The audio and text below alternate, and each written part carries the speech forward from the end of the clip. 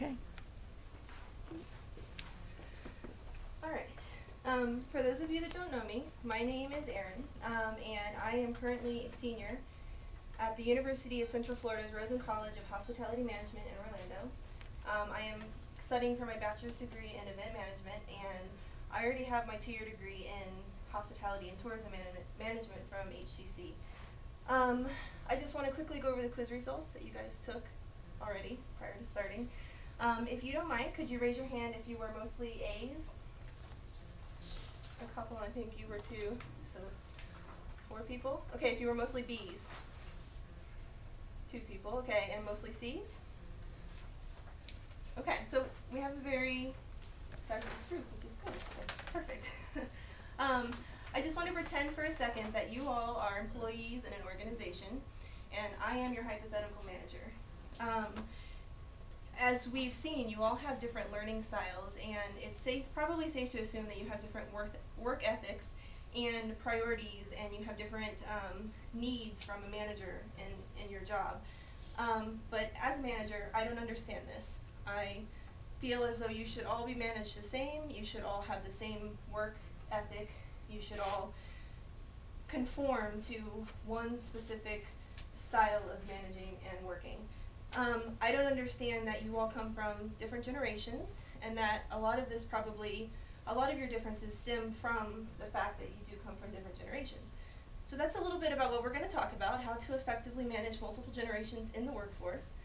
To give you guys a little bit of statistics from an article called The Age of Change, Multiple Generations in the Workforce by P.J. Foreman and Lynn Carlin. The oldest generation that is currently still working are the mature generation or the silent generation. They were born from 1909 to 1945, and they make up approximately 16% of the workforce.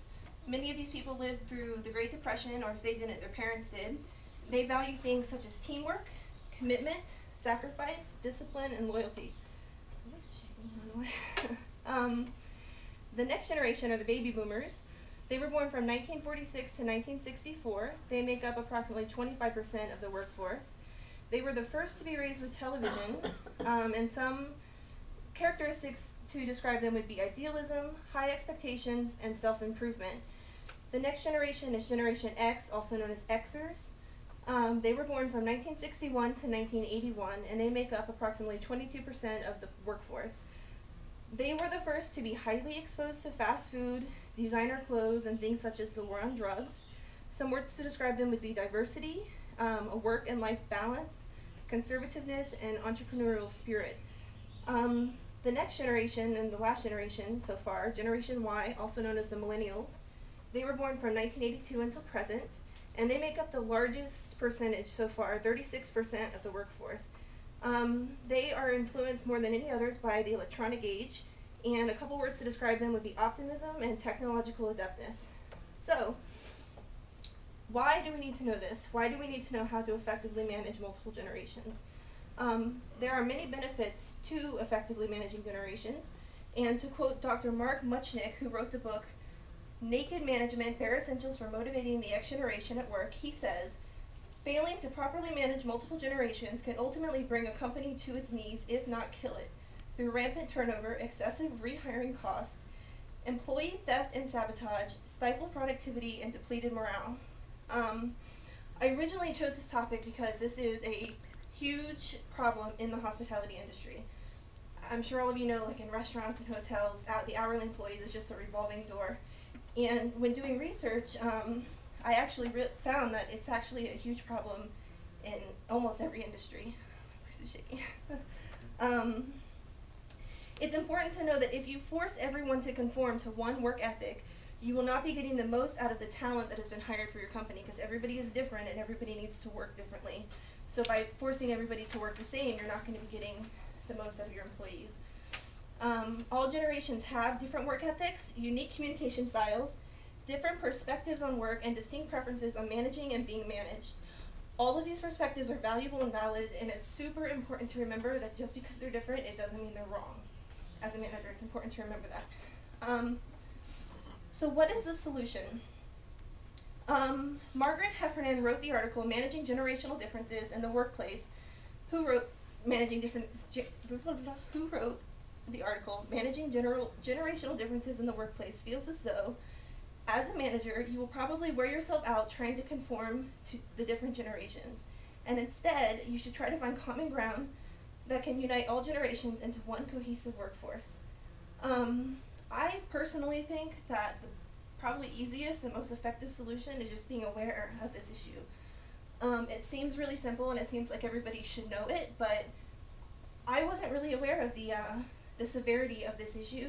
And I think as a manager, if you just are aware that this is an issue, it is probably the best way to make changes. Another important thing would be to stop stereotyping people. Stereotypes are there for a reason, obviously, but it's not fair. Everybody's different. Everybody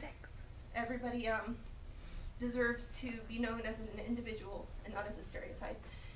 And something that trying to find things that bridge all generations, like being fair. Everybody appreciates being treated fairly, no matter what generation you're from. So, as a manager, finding things like that. So, I want to take a step back and go back to our pretend situation from the beginning, where you all are my very diverse group of employees, and I am your manager that doesn't realize this. So all of a sudden, I have become aware. I realize that you are all different. I have stopped unfairly stereotyping you. I have started treating you fairly. And because of this, I have become a better manager, hopefully. I feel like, how much of a better environment would this be for all of you? I wager to guess that you would be much happier. This might be a long shot, but you probably wouldn't dread going to work every day. And you would feel better about yourself and become more productive at work, which would, in the end, make the company more productive. So for those of you in here that are already managers, I think that maybe this is something that you could think about and try to think about if you think about treating your employees as individuals and not as one, cohesive group. They all are different and they all need to be managed differently. And for those of you that are not managers and that are employees, maybe this is something that you can do to set an example for your managers, or if you feel comfortable enough, you can talk to your manager about it and maybe suggest that they look into something like this. Oh God, I'm sorry, my voice is shaking the whole time.